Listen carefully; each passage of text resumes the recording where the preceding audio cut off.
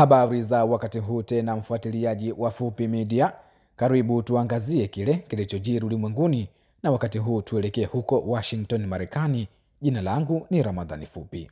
Marekani bado haieleweki. Viongozi wa Marekani, hasa rais wa nchi hiyo Bwana Donald Trump na makamu wake wa rais JD Vance, ni kama vile bado hawana msimamo juu ya vita vya Urusi na Ukraine.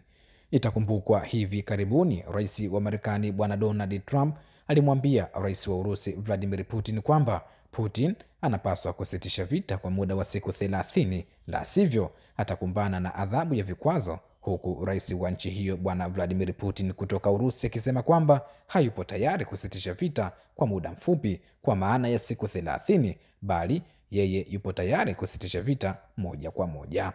Lakini licha ya Bwana Trump kusema hayo kwa Putin, wakati huu tunaona makamu wa rais wa Marekani JD Vance akisema kwamba Marekani inasalia na nia ya kutafuta suluhu ya muda mrefu ya kumaliza vita vya Urusi na Ukraine badala ya suluhu ya muda mfupi kwa maana ya usitishaji wa vita kwa muda wa siku 30 kama ambavyo awali Bwana Trump alivyoiambia Urusi na kuungwa mkono na rais wa Ukraine Volodymyr Zelensky. Tumejaribu kusonga mbele zaidi ya tamaa ya kusitisha mapigano kwa siku 30 juu ya jinsi suluhu ya muda mrefu ingeonekana, na tumejaribu kuendeleza mpira kwa mara nyingine tena, alisema JD Vance, makamu wa rais wa Marekani. Ukraine kupitia mazungumzo yake na rais wa Marekani ilikubali kusitisha vita kwa muda wa siku 30, huku rais wa Urusi Vladimir Putin akikataa pendekezo hilo.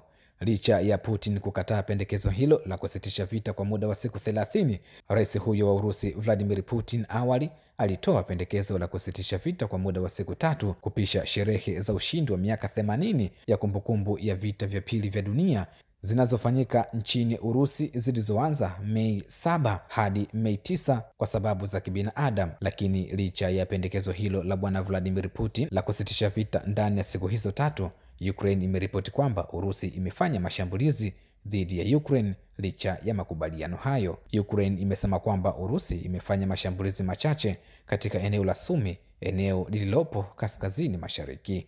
Mfuatiliaji wa Fupi Media, hayo ni machache yaliyojiri wakati huu. Usisahau kusubscribe, kulike, kushare na kukomenti.